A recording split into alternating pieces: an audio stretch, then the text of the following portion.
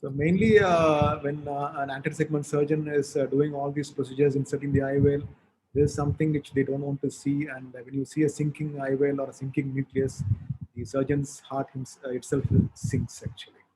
This is what we don't want to see, and we dread, most of the anti-segments dread these complications. So and sometimes when you have a sinking nucleus or IOL, a lot of times you see people trying to what I call salvage the situations by inserting crude instruments and trying to remove them. So it's like removing the vada from the oil. It's not easy because it's a totally floating structure. You're trying to remove all these things. You're disturbing the vitreous too much, and as already Dr. Sangamitra pointed out, it's like it's not easy to catch a fish. Like it's very difficult because there's no stabilizing structures. So what can happen is one of our cases where we have a sunken nucleus and the doctor is trying to use the Vectis to remove it. But she had some doubts that she had injured because even though it looks very anterior, but once you see that when you put the cataprosthesis in and go inside, we could make out a retinal tear in the periphery. These are some of the complications which you can expect intraoperatively during these gruesome manipulations. So whenever you have some situation where the IOL is totally out of your view, trying to blindly salvage and remove it by using all these vectors and other instruments is going to do more harm than good. So this is the same case where you can see that that's the tear there where the nucleus was just sitting there. So the vectors had gone a little bit too deep and we have an injury because of direct touch. We have seen cases where the posterior port itself has been injured, where people have been very vigorous. So this is one thing I wanted to point out: when the nucleus has gone beyond your view, always resist from doing this. This is one more case where you can see that the Vectis injury is just at the inferior arcade. So this led to a significant branch retinal artery occlusion. You can see the whitening. These are some. This is all torn retina. They had gone too much deep inside. You can see the extensive, large, giant retinal tear, which is almost more than 200 degrees of the retina. Is the residual bits inside still after removing all these manipulations. So any anterior-segment surgeon, when they see that the nucleus is out of their view, it's better to close the wound, salvage the anterior chamber by doing proper vitrectomy and cortex wash, and always refer it to the concerned VR surgeon. You can see that there is a turned flap of the giant retinal tear. So we had a difficult time salvaging, even though we could attach the retina. Because of the BR AVO, still the vision was only 360 in this particular patient. So this is one we don't want to see.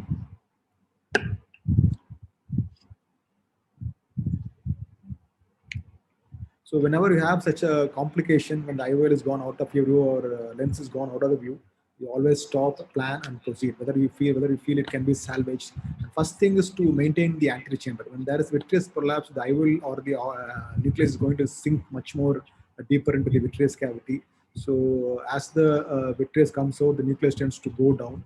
So always close the larger section, whichever is there, and try to go through snugly fitting paracentesis side ports, where you can use either a dry vitrectomy using visco or a separate infusion undercutter, so that there is as little disturbance of the vitreous as possible. So one small pointer as regards to what are the cutting parameters you should use when you are doing for anterior-segment surgeons. So depending upon whatever gauge you use, you just double the numbers. Use the maximum cut rate available, and the vacuum will be 150, 300, and just double. From 20, it's 150. From 23, it's 300. Double that to 600 for 25. So whatever gauge vitrectomy you are using, just 150, 300, and 600 using the maximum cut rate. It's a simple rule where you can assess what cutting. This will be the least damaging to the tractional damage to the retina. So when you should keep your hands off is when the nucleus is gone totally down. Some people try to flush out the nucleus by doing a deep anterior vitrectomy and used forced hydration of the eye, injecting a very forceful jet into the vitreous cavity to float up the sunken IOL or the sunken nucleus. All these things should not be attempted. Flushing is not for the eye, only for the toilets. But one thing what you can do is posterior levitation. When the nucleus is just in your view, just the tip of the lens or IOL or nucleus is seen, you can enter through a bent 26 jar needle through the 3 mm from the limbus and try to levitate the lens IOL or the lens into the anterior chamber and try to address that. This can be done when the view is still there, when within the view, the dropped nucleus or dropped IOL is still within your view. So the prolapse, once you know that the PCs, there are some parts of the rim which is stable.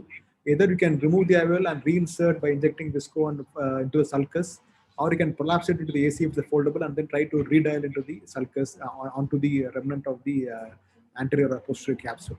So this assessment can be done by injecting visco and trying to retract the iris and look at the peripheral this thing. Sometimes using external light can provide a little bit more detail. You can use iris scope, Googlin's iris push pull, or even iris retractors to do this.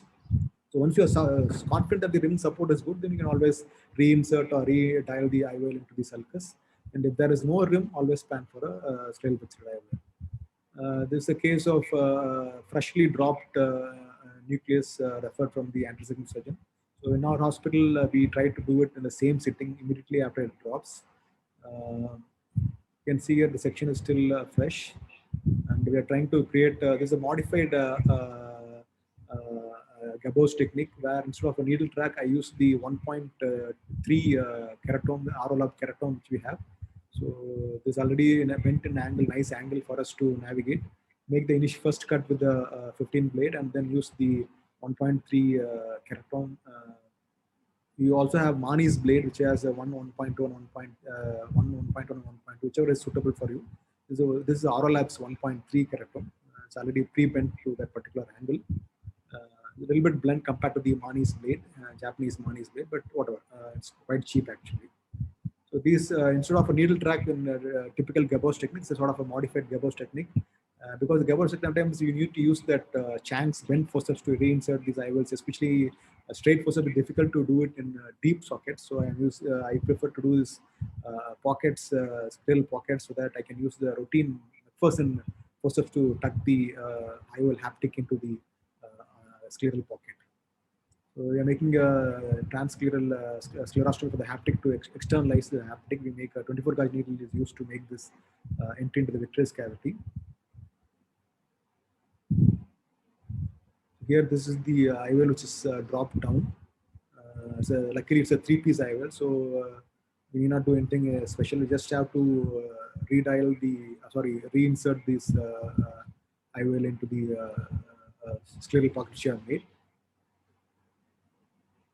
So just once that we just captured the IOL tip by using a 25 gauge McPherson forceps from Alcon Gushaber catalog. So just this is removed out of the externalized through this entry which you made. Both after externalizing both the haptics.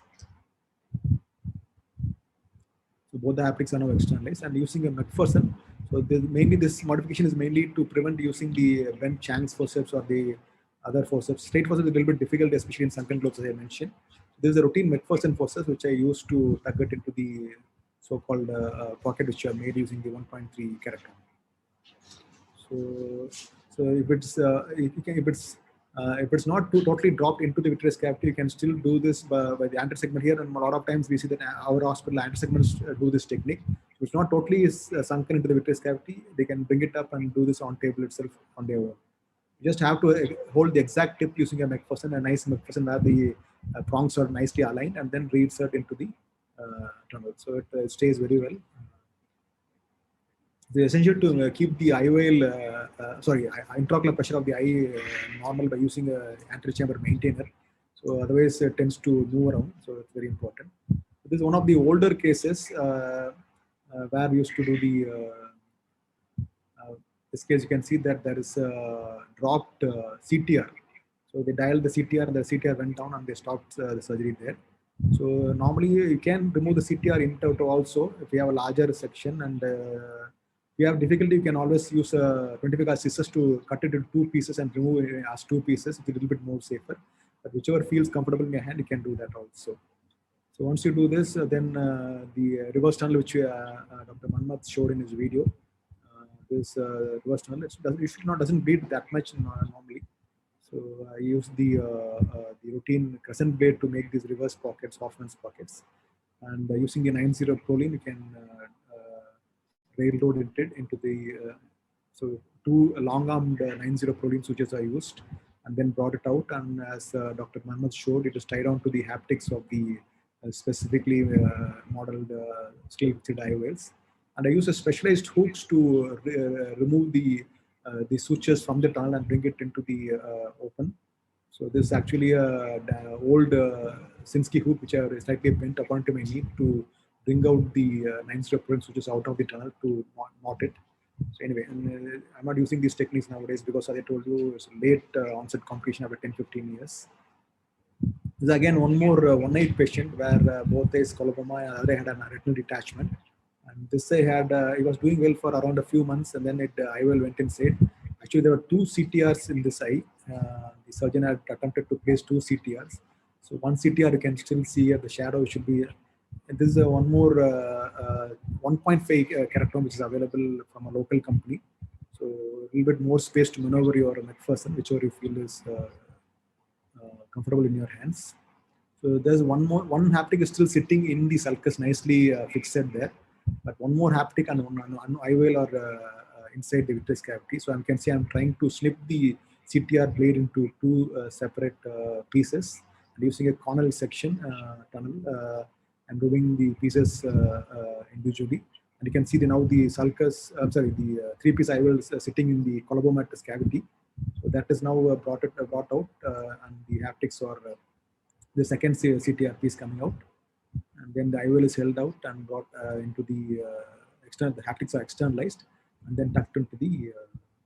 So you can see the haptic holding the haptic using the 25 gauge McPherson max grip forceps, and then after externalizing both the haptics, just have to insert this using your McPherson forceps. It's quite simple actually. You can see there's still one CTR still sitting in the sulcus. It was quite stable, so I didn't attempt to remove that. So one night I didn't want to create too much traction forces and create a post-operative RD. So luckily nothing happened in this particular patient. So this is one more case where late onset decentration. It's a traumatic cataract. As you can see, there's a lot of injury to the trauma during the first surgery. Again, so this is not totally gone down, so it's very easy to manipulate this. The same technique where you make that tunnels using the 1.3 or 1.5 keratome, and then you can just bring out these haptics, hold it using 2 double handshake technique using 2 McPherson max grip 25 gauge max grip forceps, and then externally haptics, and then tuck it into the tunnels which you already saw in the previous video. So using McPherson in these tunnels is not very difficult. It's quite easy actually. So other complications which you have to keep in mind is hyphema, which can happen intraoperative due to the manipulations. If there is a intraoperative hypotone, it can bleed from the angles or because of injury to the iris during your surgical procedure. Usually, by increasing the intraocular pressure, you can stop it. But if it's very significantly bleeding, especially if there is NVI, you can always cauterize. We use the intraoperative cautery which we use for our retinal surgeries. Post-operative with a minimal hyphema, you can always just observe for it to absorb. If it is persisting or if there is glaucoma, you can always go for a wash.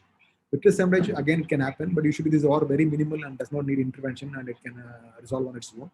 But in case it is causing secondary gross cell glaucoma, or if it's persisting for a long time, or if you're suspecting RD on ultrasound, you may have to intervene and then deal with RD if it is there. One rare complication which you are always worried about is in high myopic eyes is the presence of hemorrhagic choroidal detachment. So in these cases, you will see that there's auto expression of the nucleus or IOL and vitreous. You see the difference in the posterior reflex and tense globe. So first thing is to always close the wound. Sometimes you see that the intraoperative BP is very high in this patient, which can be the risk factor. So always try to check the BP and treat accordingly. And post-operatively, after closing the wound, you can go for IOP lowering and steroids, drugs and steroids. Usually, I don't like to intervene on the day itself because the bleeding can be quite uncontrollable. So once give a time of at least 7 to 10 days for the blood to rise, you can see this in ultrasound by the uniform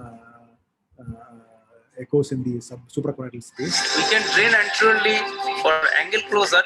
So CD drainage, you can either do it anything from 3 to 4 millimeters from the limbus to near the muscle incision at around 5 to 6 millimeters also.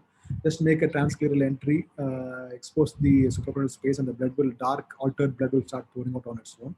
So this is the old technique which we used to do by doing a open cut. But nowadays we have the 25 gauge and 23 gauge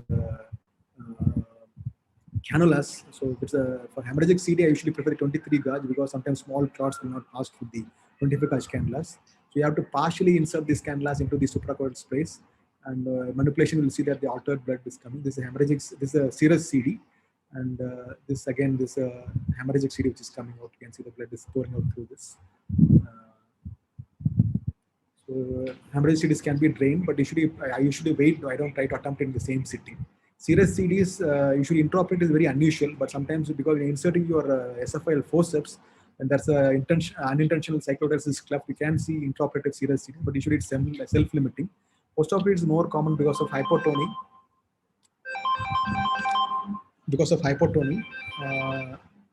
So that is not usually a big issue. So ensuring the intraocular pressure rises by doing proper suturing of the leaked wounds, that is itself will be enough to take care of this.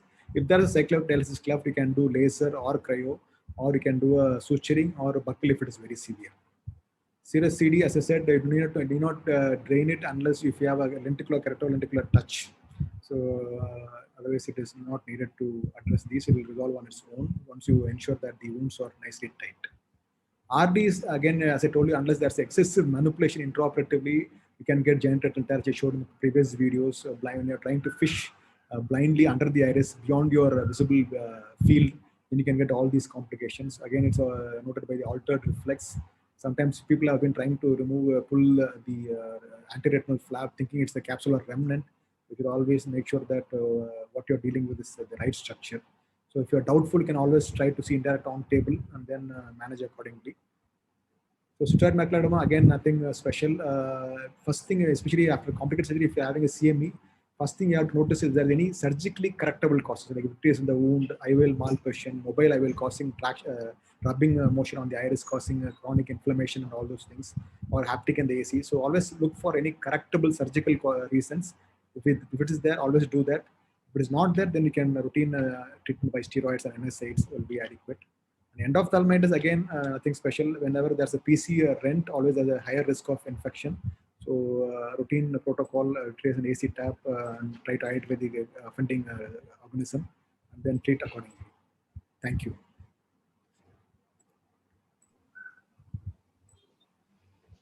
Thank you so much, Saravanan sir, for bracketing a lot of aspects of intraop and postoperative complications. The PMMA lenses that you mentioned, the anterior segment surgeons in your institute also are able to externalize. Are they the normal single-piece PMMA IOLs, or they're specially made? I'm asking because I wish to know the dimensions, number one. And number two, how easy or difficult is it to externalize a rigid haptic out of the eye into the scleral surface? All three-piece IOL, not single-piece PMMA. These are all three-piece IOLs with the polypropylene, which is a little bit more pliable compared to the single-piece. The single-piece tends to break off. So the three-piece polypropylene is not a big issue.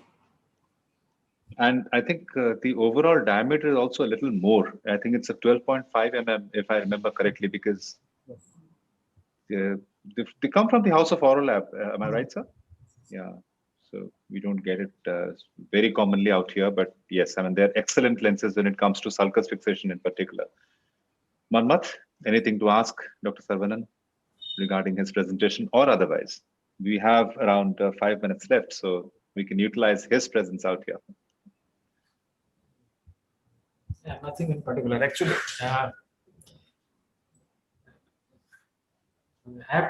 I have tried Yamane technique, but still. Do we get Yamane needles, sir, in India, Dr. Saravanan, sir? I don't think so. It has to be imported from Japan. I don't think any company in India is making a specific 27 gauge Yamane needle which he utilizes. I usually do not myself do Yamane technique, but people who have done mainly had issues because of the larger bore of the needle which we are using.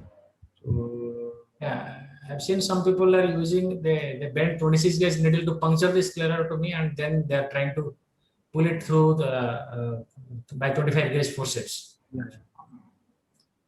But it's not actually Yamane technique, it's modified Yamane technique. No, modified Yamane. Yeah. Originally Yamane, they remove both these haptics simultaneously, but if you look at all the videos, most of them do it as each as separate.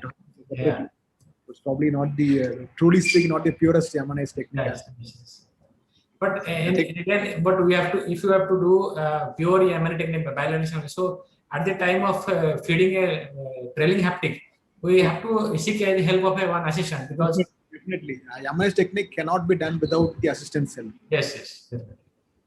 I think But we cannot pull taking a cue from what Dr. Rupak showed us, I think we saw in his video that he not only externalized the advancing haptic, he also actually tried to cauterize and make a small flange so that it does not slip back into the eye before he externalized the trailing haptic. So video, one assistant was holding the haptic, if I'm right. yes, he was, but in addition, he also applied a light cautery. So the flange was made even before externalizing the other haptic. So maybe just an extra protection that you make absolutely sure that it doesn't slip back. Canabrava has advocated that you can, while injecting the foldable IOL, you can directly feed the tip of the leading haptic into the tip of the Yamani needle.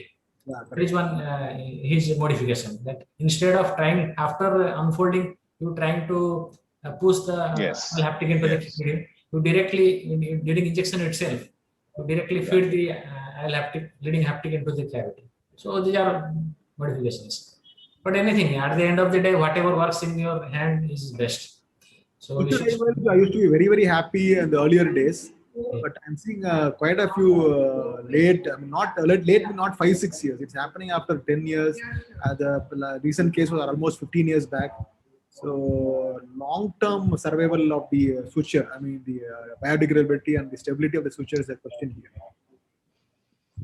I was always wary of non-availability of Gore-Tex in India, sir. But as you said, maybe I can also get in touch with. Gore-Tex is available. It doesn't come as single sutures. It comes as, I think, 10 or 20 pack. Even though single comes to around 1,500 to 2,000, less than 2,000 only. But you have to buy as a single pack. I mean, single box rather. So it doesn't come as single suture. That's the only problem with this, because probably unless you are doing suture as a use less, in our hospital we try to buy it and distribute among other centers, so that way it's okay. But I think it's okay. I mean, not a big issue. And Gore-Tex is used routinely in cardiovascular surgery. So if you are working in a general hospital also, you can probably borrow it from your cardiovascular colleague. In case you have a colleague who you know very well, definitely you can get a single pack. It's quite cheap. And they are expensive, sir. They are expensive. Gore-Tex is expensive. Not expensive, sir. We are using it here. One suture is very cheap. It comes to less than 2,000 only, because you have to buy as a bulk. It comes as in a piece of a box of I think 20. I think so. It becomes expensive. So which gauge of the suture that you use Gore-Tex, is it 70? 80. It doesn't come below 80, sir. So it's quite thick. Quite thick actually. Yeah, that weight is very thick. Even Canabrava has also showed us a YouTube video where he uses 60 proline sutures instead of Gore-Tex. 60 proline is also very thick suture. Yeah. It is thick, and I don't have experience with 6-0, but I do have experience with 5-0, and 5-0 proline is very difficult to knot. It's okay for an external scleral-based and muscle-based surgeries. We do globe fixations with that. But even then, it is very, I mean, once you super add knot after knot, it becomes very bunchy as a mass. Any more suture which goes beyond 80, I mean 90, beyond 80, it becomes very, very difficult to knot.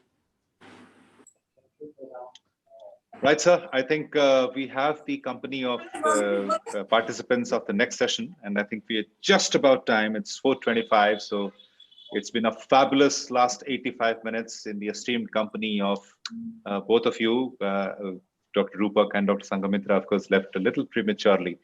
So I think the participants who have watched this session would have loved to experience the work of some of the greatest names in the field of vitreoretina in India. If you've got any suggestions or any inputs from your side, we're always happy to receive them and address them if possible. So thank you so much.